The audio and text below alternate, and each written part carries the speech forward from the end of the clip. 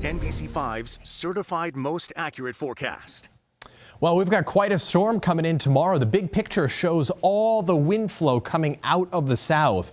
Look at that surge of warmth and moisture into Michigan right now. So we're just waiting and warming up through the night. There's no classic low temperature tonight. It's basically a little climb up through the 40s through this night. A little bit wet right now in the Adirondacks, but that is a lighter rain compared to what's on the way. Almost 50 right now at Messina. We're up to 46 in Burlington and Plattsburgh. And then the cold is a little bit stuck as you head down towards Lebanon and Brattleboro. That happens all the time. But ultimately, we will scour out this cold and it'll be replaced by 40s and 50s and maybe 60 if you're on the Massachusetts border tomorrow morning. Looks good in downtown Barre, the nice new lights on the Barre Opera House. For now, there's snow in the park. There will not be snow by midday tomorrow. It'll be all melted away, and then snow showers take back over later on tomorrow. By the way, these are the record highs we're forecasting. We've been talking about this all week. We shade the box in red when we think it's going to be a new record. All of them are going to be new records. Burlington, Plattsburgh, Montpelier, Saranac Lake, and Lebanon. Many spots mid and upper 50s. So here comes the showers in the morning. Now, the rain timeline has slowed down a little bit, so this is not exceptionally heavy at 6 or 7 o'clock. That is the heavy band by Watertown at 8 in the morning, and it's racing along to the east. Now, of note here is how ahead of the heavy rain band, there may be gaps in the rain, or a little ray of sunshine, or just a cloudy period.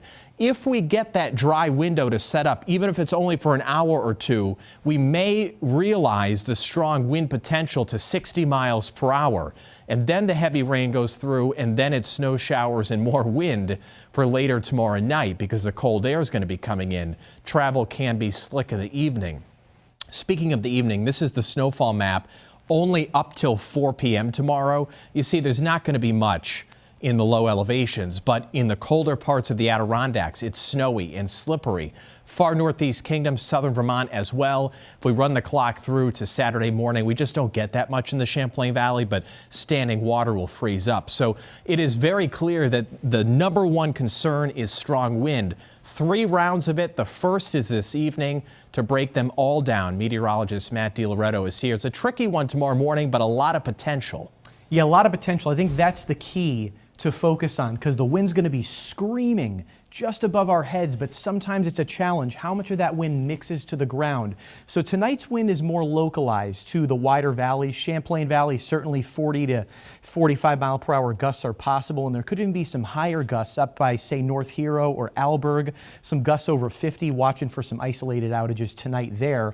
Also on Route 11, Chattagate and Malone, things could get a little dicey this evening and overnight, and also a little downsloping off the high peaks always helps things out. Keene Valley out toward North Elba could see some gusts over 50, but the widespread stuff doesn't get in here until tomorrow morning. We think 9, 10, 11 o'clock or so is that brief window of the strongest gusts. We're thinking widespread across the region, 45 to 55, with some localized gusts 60 plus. And again, it's going to depend on how much of that mixes to the ground. Sometimes you have a little cooler layer near the ground, like from snowpack or something like that, and that inversion protects us a little bit. But the snow will be melting, as Tyler mentioned, so we do think that there will be widespread power outages across the region. And then, not quite as intense, but a third round of wind tomorrow night into Saturday morning. We're thinking widespread 35 to 45 with some places in the eastern Adirondacks, eastern Green Mountain spine there could be gusting over 50 once again as we push into very early Saturday morning. So Tyler, it is a turbulent time for sure, and we're watching those rivers, not explicitly forecasting flooding, but it'll be close. Yeah, most of them should stay just below flood stage. The East Branch of the AuSable, the Mad River, the Otter Creek, and the Pemmy in Grafton County get real close. If there's an ice jam, the water may go much higher than that. We'll watch carefully. This is the AuSable River, just as an example at AuSable Forks. It really spikes tomorrow evening into action stage. Should stay below flood stage, but we'll be watching it minute by minute as we go through the day tomorrow.